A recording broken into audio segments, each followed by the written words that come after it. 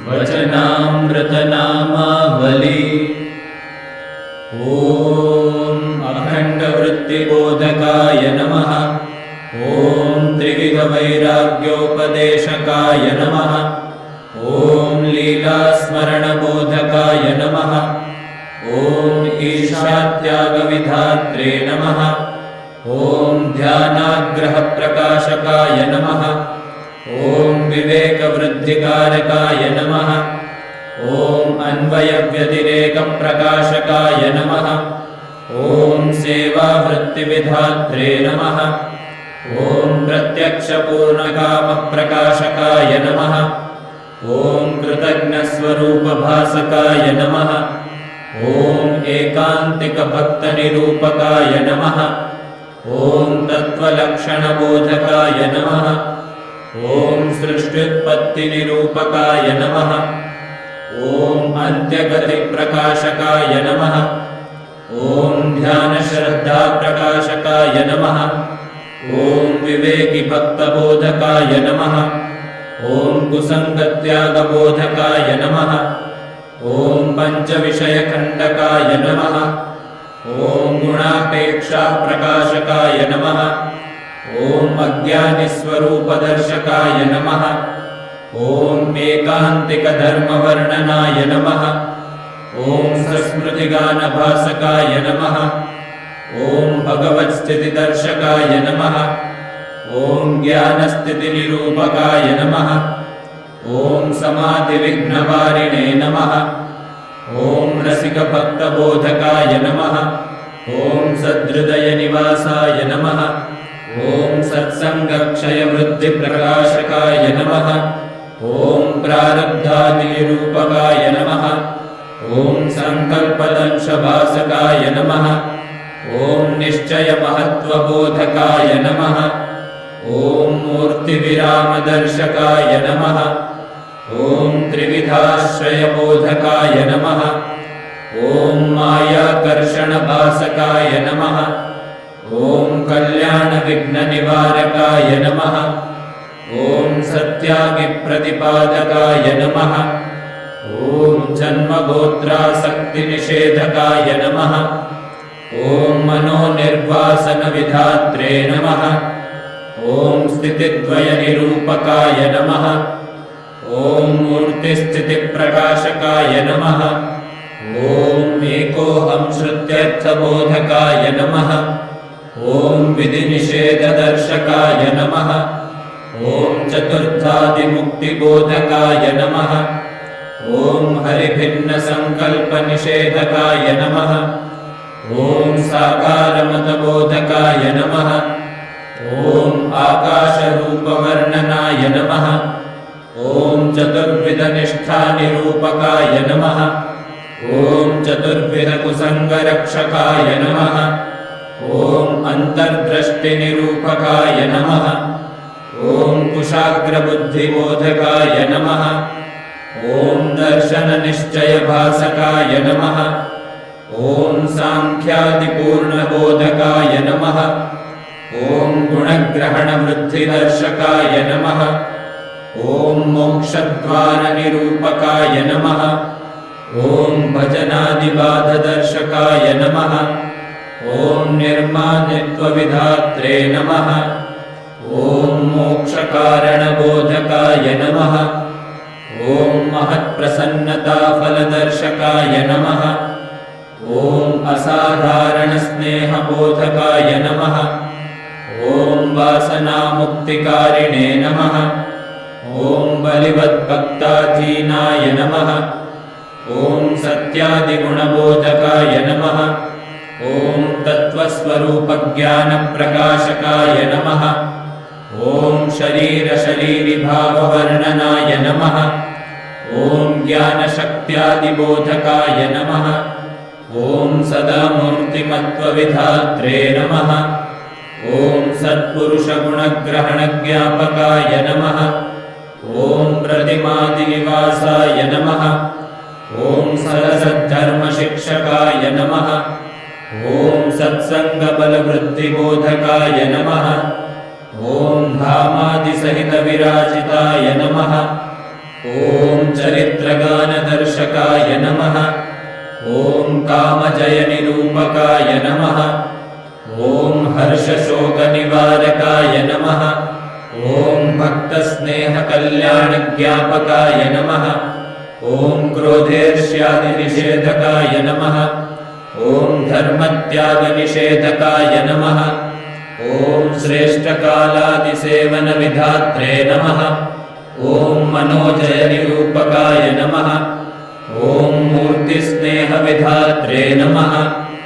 ॐ श्रवणादिसाक्षात्कारप्रकाशकाय नमः। ॐ आत्मानात्मविवेकबोधकाय नमः। ॐ समाहात्म्यदर्शनदर्शकाय नमः। ॐ चतुर्विधवाग्निरूपकाय नमः। ॐ नैमिषारण्यार्थप्रकाशकाय नमः। ॐ ईर्षास्वरूपवर्णनाय नमः। ॐ युगधर्महेतुप्रकाशकाय नमः। ॐ बाह्यान्तरदृष्टिबोधकाय नमः। ॐ पुरुषप्रयत्नफलबोधकाय नमः। ॐ आत्मविचारदर्शकाय नमः। ॐ शास्त्रनिश्चयबोधकाय नमः। ॐ मोहप्रमादनिवारकाय नमः। ॐ गोपीलक्षणभासकाय नमः। ॐ नरनारायणतपोबोधकाय नमः। ॐ मुक्तभेदनिरूपकाय नमः।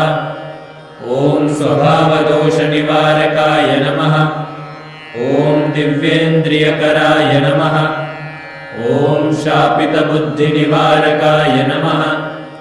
ॐ प्रकृतिपरीक्षणबोधकाय नमः। ॐ जीवसाक्षिज्ञातृत्वदर्शकाय नमः। ॐ सहेतुकावताराय नमः। ॐ मत्सरहेतुबोधकाय नमः। ॐ आत्यन्तिककल्याणनिरूपकाय नमः। ॐ सगुणनिर्गुणस्वरूपनिरूपकाय नमः। ॐ असाधुलक्षणबोधकाय नमः। ॐ इन्द्रियदमनकारिणे नमः। ॐ प्रीतिलक्षणबोधकाय नमः। ॐ कारणशरीरनाशकाय नमः। ॐ क्रोधनिरूपकाय नमः। ॐ मृत्युभयनिवारकाय नमः। ॐ समाहात्म्यनिश्चयनिरूपकाय नमः। ॐ चरित्रकुतर्कनिषेधकाय नमः। ॐ कर्णजयबोधकाय नमः। ॐ सङ्गशुद्धिनिरूपकाय नमः। ॐ प्रत्यक्षस्वरूपज्ञानाय नमः। ॐ इन्द्रियजयबोधकाय नमः। ॐ धर्मादिहेतुबोधकाय नमः।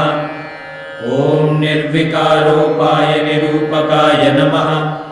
ॐ सदसत्पुरुषज्ञापकाय नमः। ॐ षड्विधनिश्चयप्रकाशकाय नमः। ॐ देशकालापराभवबोधकाय नमः। ॐ स्वरुचिप्रतिपादकाय नमः। ॐ सम्यगात्मदर्शनदर्शकाय नमः। ॐ कुण्ठितवासनाविनाशकाय नमः। ॐ स्तुतिनिन्दानिरूपकाय नमः। ॐ पूर्णनिश्चयदर्शकाय नमः। ॐ बुद्धिमत्स्वरूपबोधकाय नमः। ॐ साङ्ख्ययोगविशोधकाय नमः। ॐ मोक्षबुद्धिनिरूपकाय नमः। ॐ मनुष्यभावदिव्यत्वबोधकाय नमः। ॐ माननिर्माणबोधकाय नमः। ॐ दृढोपासनदर्शकाय नमः। ॐ नटवत्स्वरूपभासयित्रे नमः। ॐ मोहोत्पत्तिनिरूपकाय नमः। ॐ विषयनिवृत्तिनिवारकाय नमः। ॐ रसिकज्ञानमार्गदर्शकाय नमः। ॐ अखण्डचिन्तनहेतुज्ञापकाय नमः। ॐ पातिव्रत्यशौर्यनिरूपकाय नमः। ॐ चित्स्वरूपनिरूपकाय नमः। ॐ भगवत्कृपादृष्टिप्रवर्षिणे नमः। ॐ एकादशीव्रतविधात्रे नमः। ॐ स्वरूपबलबोधकाय नमः। ॐ निश्चयरूपगर्भरक्षकाय नमः। ॐ कर्ममात्रभक्तिरूपविधात्रे नमः। ॐ कल्याणराजनीतिनिरूपकाय नमः। ॐ स्वस्वरूपज्ञानदात्रे नमः। ॐ हरितादात्म्यबोधकाय नमः। ॐ स्वभावशत्रुताबोधकाय नमः। ॐ स्वरूपधर्मनिष्ठाबोधकाय नमः। ॐ तत्त्वसंशयनिषेधकाय नमः। ॐ कुसङ्गद्वयवर्णनाय नमः। ॐ शुष्कवेदान्तनिषेधकाय नमः। ॐ ज्ञानशक्त्यादिवृद्धिविदात्रे नमः। ॐ कल्याणरहस्यबोधकाय नमः। ॐ शूरभक्तनिरूपकाय नमः। ॐ अविकारित्ववर्णनाय नमः। ॐ साङ्ख्ययोगनिष्ठानिरूपकाय नमः। ॐ त्यागिगृहिलक्षणनिरूपिणे नमः। ॐ भक्तिप्रतिबन्धकनिवारकाय नमः। ॐ सत्प्रशंसाविधात्रे नमः। ॐ स्वदयानुप्रकृतिप्रकाशकाय नमः। ॐ भगवदासक्तिनिरूपकाय नमः। ॐ कनककान्तानिवर्तकाय नमः। ॐ ब्रह्मसङ्गविधात्रे नमः। ॐ निर्विघ्नभक्तिबोधकाय नमः। ॐ निष्कामव्रतदार्ढ्याय नमः। ॐ तत्त्वस्वरूपबोधकाय नमः। ॐ कल्याणहेतुदर्शकाय नमः। ॐ अखण्डवृत्त्युपायबोधकाय नमः। ॐ प्रकृतिनाशोपायदर्शकाय नमः। ॐ वृत्तिप्रवेशबोधकाय नमः। ॐ स्वाभाविकगुणवर्णनाय नमः। ॐ द्रोहनिवारकदण्डवत्शिक्षकाय नमः। ॐ मानरहितसेवाबोधकाय नमः। ॐ अक्षरभेदवर्णनाय नमः। ॐ ब्रह्मस्वरूपप्रीतिविधात्रे नमः। ॐ दैव्यासुरीजीवनिरूपकाय नमः। ॐ मायिकतत्त्वनिवर्तकाय नमः। ॐ एकान्तिकधर्मपतनबोधकाय नमः। ॐ विषयभोगनिवर्तकाय नमः। ॐ मूर्तिचिन्तनबोधकाय नमः। ॐ कथाकीर्तनाद्यतृप्ताय नमः। ॐ स्वरहस्यप्रकाशकाय नमः। ॐ आत्मसत्तालक्षणनिरूपकाय नमः। ॐ त्यागिगृहिशोभानिरूपकाय नमः। ॐ मोहस्वरूपदर्शकाय नमः। ॐ सत्सङ्गाधिक्यबोधकाय नमः। ॐ शुद्धचैतन्यवर्णनाय नमः। ॐ भगवत्प्रीतिबोधकाय नमः। ॐ भगवद्भिन्नप्रीतिनिषेधकाय नमः। ॐ सम्प्रदायपुष्टिबोधकाय नमः। ॐ परमकल्याणदर्शकाय नमः। ॐ विक्षेपनिवारकाय नमः। ॐ पूर्णसत्सङ्गिबोधकाय नमः। ॐ आत्मनिष्ठाद्यङ्गबोधकाय नमः। ॐ आत्मबलहेतुदर्शकाय नमः। ॐ प्रलयजीवस्थितिबोधकाय नमः। ॐ कुतार्किकनिषेधकाय नमः। ॐ स्वदोषनाशोपायविधात्रे नमः। ॐ स्वामिसेवकभावबोधकाय नमः। ॐ निर्विकल्पसमाधिबोधकाय नमः। ॐ शास्त्रचतुष्कज्ञानदर्शिने नमः। ॐ सत्पुरुषप्रकारबोधकाय नमः। ॐ मूर्तिधारणयुक्तिदर्शकाय नमः। ॐ ईशवद्भक्तसेवाबोधकाय नमः। ॐ कर्मफलनिरूपकाय नमः। ॐ दैवासुरलक्षणबोधकाय नमः। ॐ योगनिद्रानिरूपकाय नमः। ॐ भगवन्निर्गुणसुखबोधकाय नमः। ॐ जीवकल्याणहेतुदर्शकाय नमः। ॐ सत्पुरुषप्रीतिविधात्रे नमः। ॐ पूर्णनिश्चयबोधकाय नमः। ॐ एकानन्तरूपदर्शकाय नमः। ॐ विमुखजीववर्णनाय नमः। ॐ दैवासुरहेतुनिरूपकाय नमः। ॐ मूर्तिसुखनिरूपकाय नमः। ॐ जितेन्द्रियपुरुषनिरूपकाय नमः। ॐ सम्प्रदायरीत्यादिबोधकाय नमः। ॐ भक्तलक्षणबोधकाय नमः। ॐ निर्विकारिताबोधकाय नमः। ॐ ध्यानविधिप्रकाशकाय नमः। ॐ ब्रह्मरूपभक्तिविधात्रे नमः। ॐ उपशमफलज्ञापकाय नमः। ॐ ज्ञानप्रीत्यङ्गदर्शकाय नमः। ॐ प्रत्यक्षप्रीतिबोधकाय नमः। ॐ दयास्नेहविवेकनिरूपकाय नमः। ॐ बाधितानुवृत्तिदर्शकाय नमः। ॐ निर्विघ्नभक्तिदर्शकाय नमः। ॐ जीवमनोमैत्रिज्ञापकाय नमः। ॐ भक्तात्मबुद्धिबोधकाय नमः। ॐ सदासुखोपायनिरूपकाय नमः। ॐ अन्तर्जागृतिदर्शकाय नमः। ॐ प्रलयसर्वनाशबोधकाय नमः। ॐ गुणग्रहणबोधकाय नमः। ॐ मानद्रोहादिखण्डकाय नमः। ॐ एकान्तिकधर्मरक्षकाय नमः। ॐ सारासारविवेकदर्शकाय नमः। ॐ भक्त्यङ्गप्रतिपादकाय नमः। ॐ पातिव्रत्यवत्प्रीतिप्रकाशकाय नमः। ॐ भरताख्यानबोधकाय नमः। ॐ जीर्णवासनावर्णनाय नमः। ॐ त्यागिकुलक्षणखण्डकाय नमः। ॐ स्वभावस्वरूपबोधकाय नमः। ॐ भक्तिधर्मतुल्यत्वज्ञापकाय नमः। ॐ कुदृष्टिदोषनिवर्तकाय नमः। ॐ मानसीपूजाविधात्रे नमः। ॐ षोडशसाधनज्ञापकाय नमः।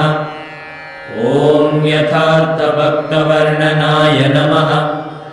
ॐ सेव्यसत्पुरुषनिरूपकाय नमः। ॐ स्वभावत्यागबोधकाय नमः। ॐ पतनहेतुबोधकाय नमः। ॐ निर्विघ्नत्यागवर्णनाय नमः। ॐ पञ्चानुसन्धाननिरूपकाय नमः। ॐ मूर्त्येकत्वनिरूपकाय नमः। ॐ माहात्म्यमिषपापनिषेधकाय नमः। ॐ भक्तिविघ्ननिवारकाय नमः। ॐ भगवद्भासनाज्ञापकाय नमः। ॐ भक्तद्रोहनिषेधकाय नमः। ॐ कल्याणसाधनज्ञापकाय नमः। ॐ भगवत्सुखानुभूतिवर्णनाय नमः। ॐ सदासुखहेतुनिरूपकाय नमः। ॐ आत्मपरमात्मवेगविधात्रे नमः। इति श्रीहरिकृष्णमहाराजकृपया दासानुदासगोपालभक्तप्रणीता वचनामृतनामावली सम्पूर्णा।